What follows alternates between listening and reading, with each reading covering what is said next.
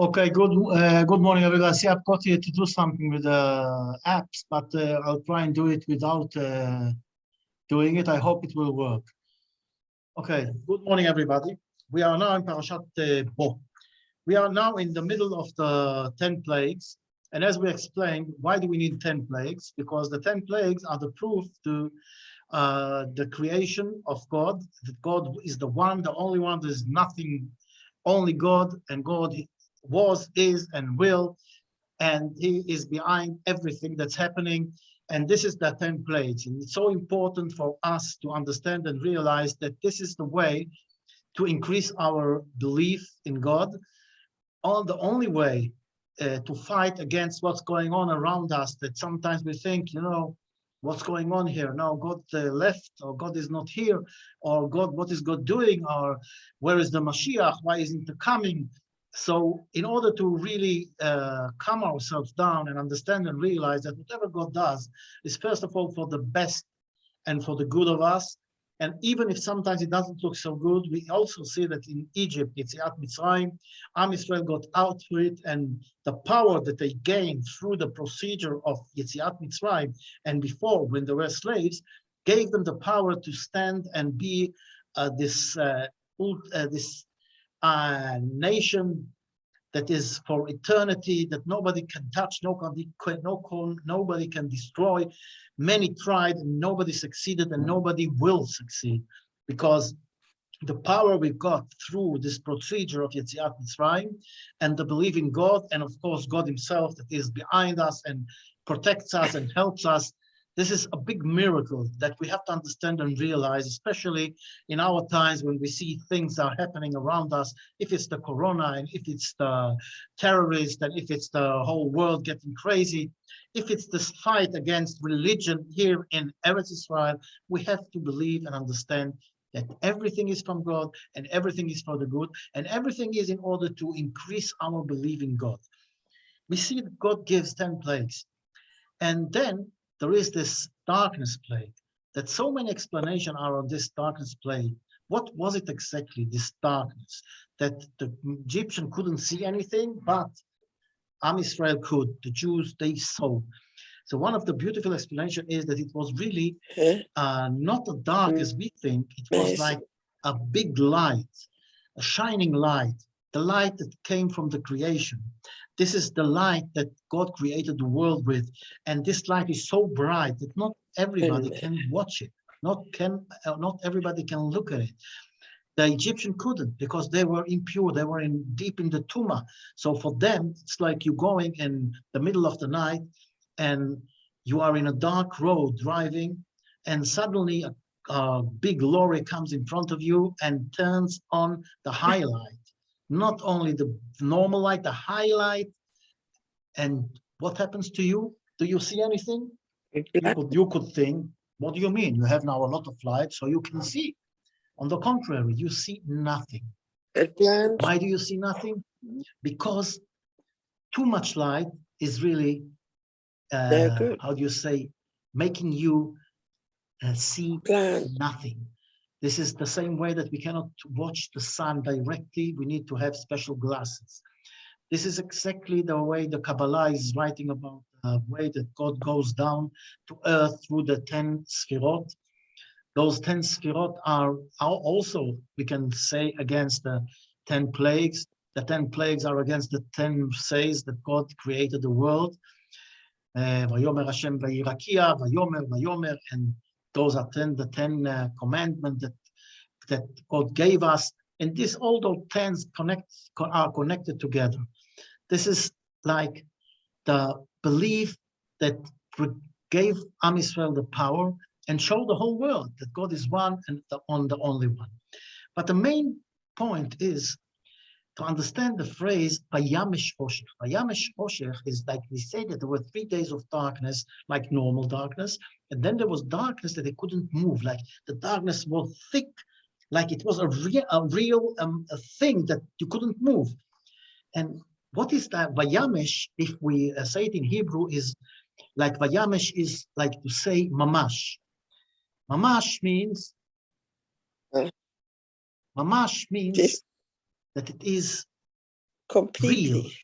It's got how do you say? It's got a feeling. It looks like the dark. You can feel it. It's like a real thing. It's not just no light. It's much more than it. And if we want to understand it in Hebrew, it's easier to explain. It's this: the Egyptian, they lived in the dark, and God now wanted to show us and show them that whatever they think is the light is really darkness. So they could touch the dark was their life. So the dark just captured them and put them in the place to show everybody that seeing the wrong light is not light, it's dark. It's darkness. And so it's vayamesh choshech. There are some people that for them, all the desires and all the lust and running after satisfaction and another satisfaction and the money and the how do you say, the property and all the joys of this physical life is their light. So God says, this is not light. This is the plague of darkness. And who sees through this plague of darkness? Those who go with the light of the Torah. For them, it's a light. They see the light. They see what's happening around. They see what is the truth and what is the wrong. What is right, what is wrong. And when Am Yisrael, at that special moment, what was happening, as Raisa explained, that the why what is dark and why what is then dark that they couldn't move, because at that night, the Kodesh Baruch Hu, unfortunately, finished off with all those among Am Yisrael who didn't want to go out or were still deep in idol worship. And because of this, God just wiped them out of the picture at the darkness plague, so the Egyptian wouldn't see what's happening. But why in the darkness? And why God could do a lot of other things? Again, because they, as the Egyptian, instead of seeing the light, instead of going with the light of Torah, instead of going with the light of the way that our ancestors went, they went with the way of the Egyptian. And this is why the way of the Egyptian is dark. It's not light. It looks like light, but the real truth is that it is darkness. As I think Chovot Halvavot explained from Mesilat Yesharim, I don't remember, that in dark there are two mistakes. One mistake is that you really don't see and you can fall in a hole. But the most, let's say, the ergo thing is that, let's say, the much more, how do you say, a serious problem is that you think that you see. In other words, you see a chair and you think it's a man. You see a man and you think it's a chair. In other words, you see what things that don't exist. And this is a terrible thing, because then you see something that looks like a mitzvah and it's really a sin. And at the sin, you look like a mitzvah. If we look around us, we see that the darkness is covering everything. You know, a good friend came to me a few days ago and told me, why don't you talk about what's happening around us with the Rabbanut and with all the things? So I don't want to go into politics. But I must say, some things are not politics. They are really the fight for us of surviving as observing, believing Jews. And it means that, for example, when we talk about the Rabbanut, when they now give the freedom, and I didn't check the law again what it says, but the idea behind it is very clear. To give the freedom of free competition about who is going to give the kashrut to a certain restaurant or certain things, it means that who is going to check it? Who, the simple guy, what does he know about kashrut? And if somebody who is not capable, he's going to be the Rav, or he's going to be the one who is the Mashgiach in a place. What does it mean for us? And the same thing is with the Giur, if we're the Goyim amongst us, they want to become Jews. And you know, we have a whole procedure of becoming Jews.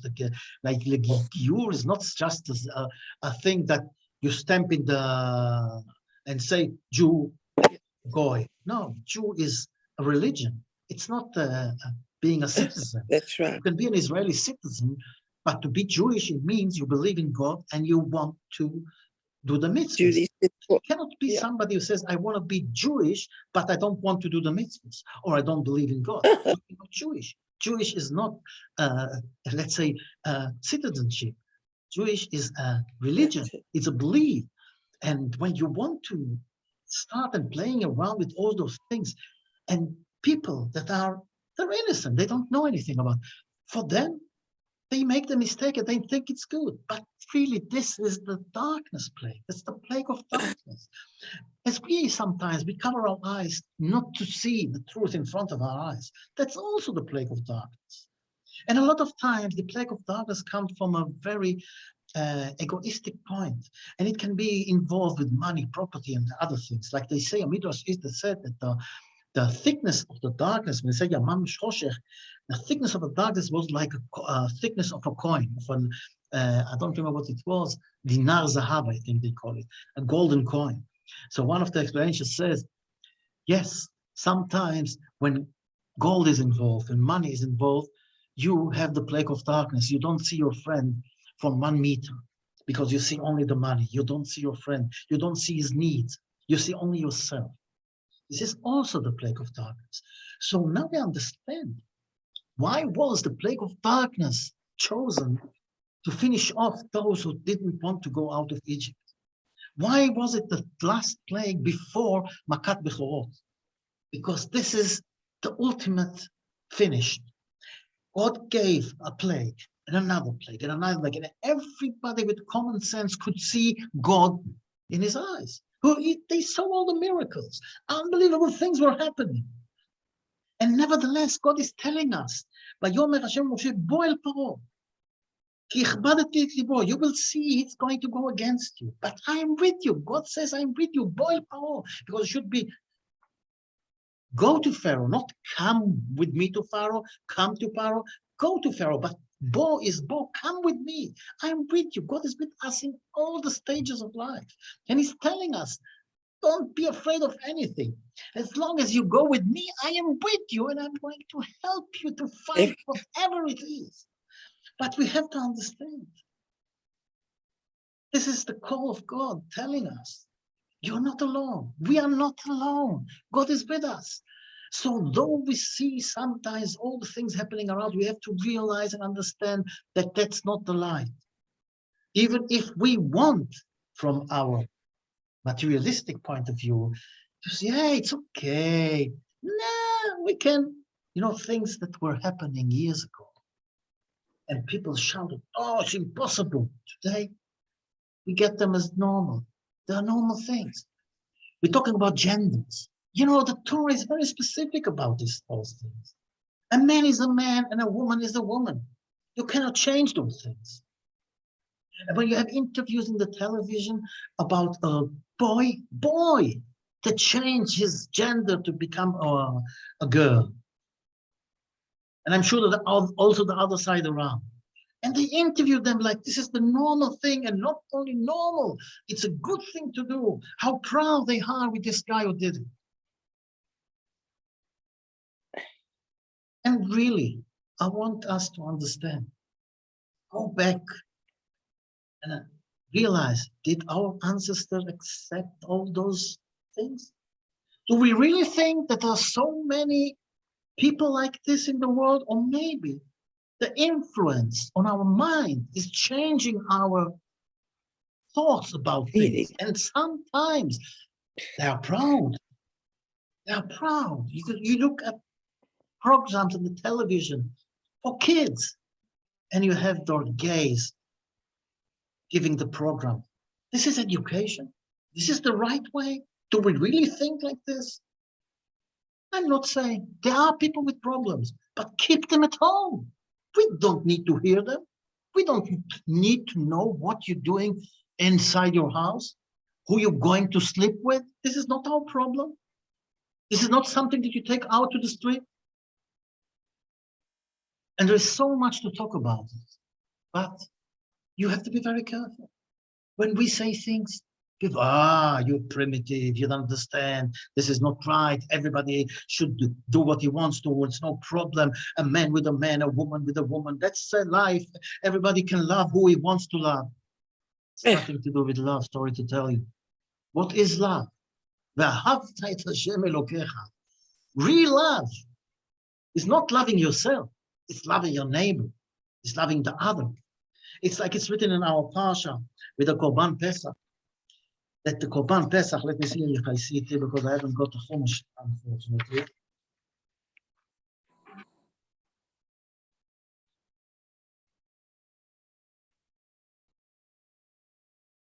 It's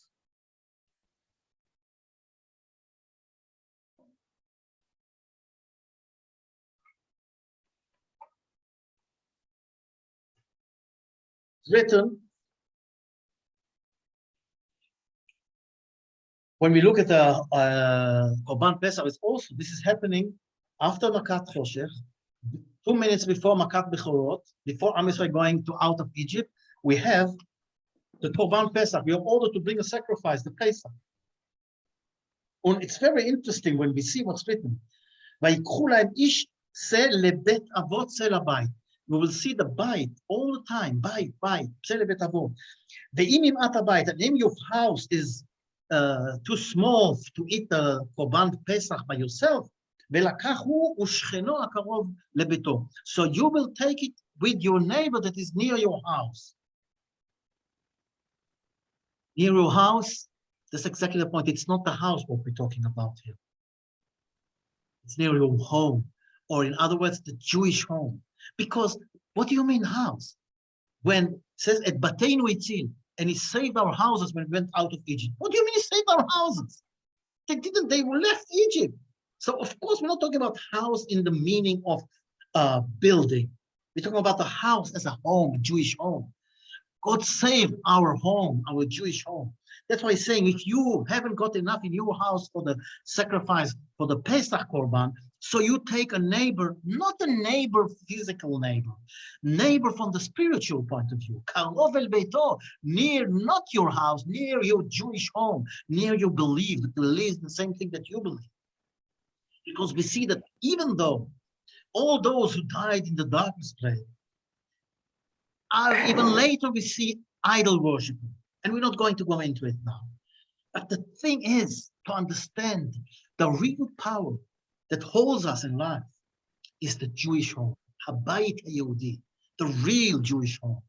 This is why when they had to put the blood, is written, we put it on the side of the door. Where? It's written, and the blood will be a sign for you. And we think that God went on the house and wherever he saw blood, he was passing on to the next house. So what is lachem? God needs to see the blood? No, we need to see the blood. The blood was not outside the house, it was inside the house, because the inside of the Jewish home is important, not the outside. Of course, the best thing is when the outside looks like the inside, but the inside is the important part. You can look like a tzaddik from the outside, but the inside is corrupt. You've got nothing. It's like this morning I was talking about that Mara says that you have to receive everybody with nice face, with a smile. He says, even if you give somebody presents, and a lot of presents, but you don't smile to him, you give it like, okay, take. Like you gave him nothing. From the other side, if you smile to somebody and show him good intention and good face, happiness, then even if you give him nothing, it's like you gave him all the presents of the world. And there says the Meiri, an unbelievable thing. He says, even if you're not so happy, you should smile to the other guy. So they ask him, what do you mean? What?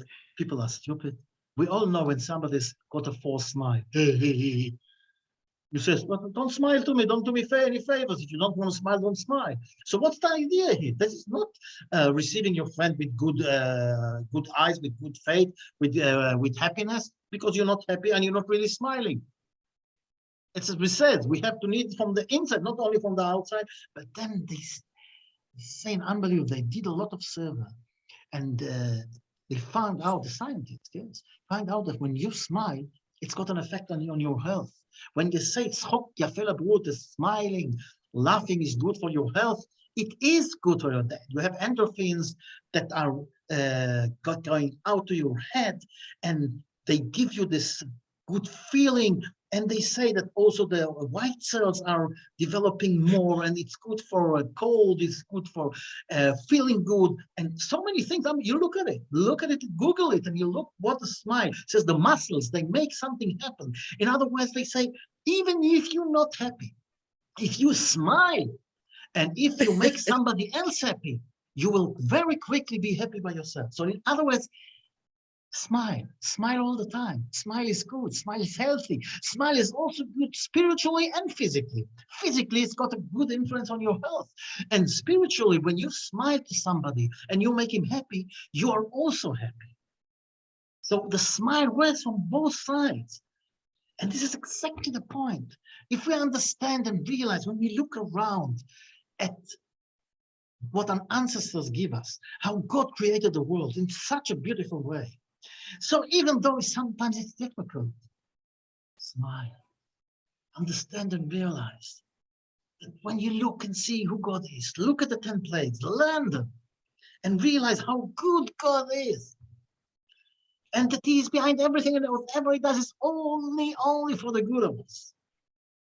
And the basic of everything is to give this atmosphere in our home. And I want to end with a story I once told you before. The Rav Dessler, once, he had in his community in England, he had two families that they came, not in England, it was in the States, sorry. It was some in the States. Well, I think it was the Rav Dessler. I'm not sure. I think it was the Rav Dessler. Anyway, the story is true. There were two families there in the States, religious. One family, all the sons become rabbis and brilliant tzaddikim. And the other family, all of them left the religion. And people don't understand what's going on. How can it be? And this is for us to understand. In those times when you came to the States, it was the land of let's say unbelievable opportunities and open to everybody. And people came to survive, and they need parnasa. Now they come from Europe, and they come there from difficult problems, and they've got nothing, and they have to work. But the point is that every week you get the salary of the week, and you have to work on Shabbos. So a lot of people couldn't do it, and unfortunately, they worked on Shabbos. But those two families, for example, didn't work on Shabbos.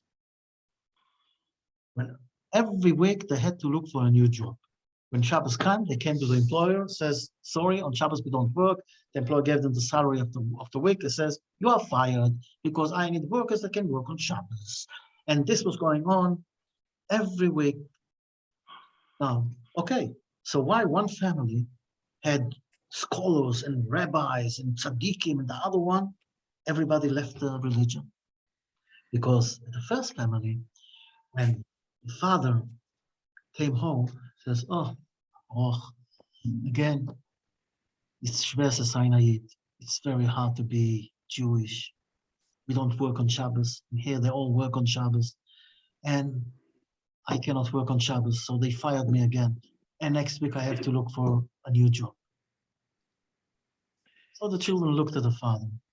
What did they say? Is it good to be a Jew or not? Is it good to be religious or not? Of course not. To be religious, it's suffering. To be Jewish, it's suffering. So eventually they left the religion.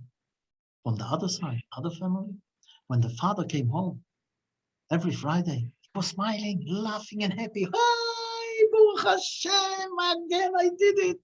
Baruch Hashem, the Kodesh Baruch Hu helped me, and I'm not going to work on Shabbos. I'm a proud Jew. I want Shabbos. We're going to have a beautiful Shabbos. And next week, Bezrat Hashem, God will find me another job. Children saw how Shabbos is important, and the happiness of Shabbos and the smiling. There was no bad mood. It was smiling and happiness the whole Shabbos. So they said, to be a Jew, to keep the mitzvahs, even in the hard times, it's the best thing we can do. So they become scholars. They become tzaddikim. In other words, it's not only from the outside, it's from inside. And inside reflects to the outside.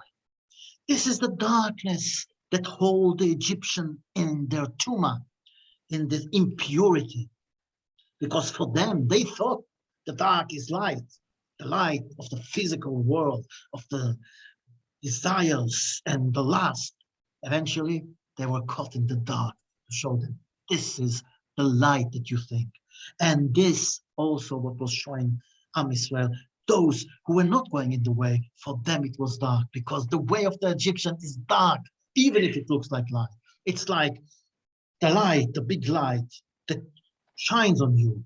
When you can watch and see this light, only somebody who goes in the way of the Torah. So those who went in the day of the Torah, for them, Bnei Israel haya or bechol mishpatam. They had the light.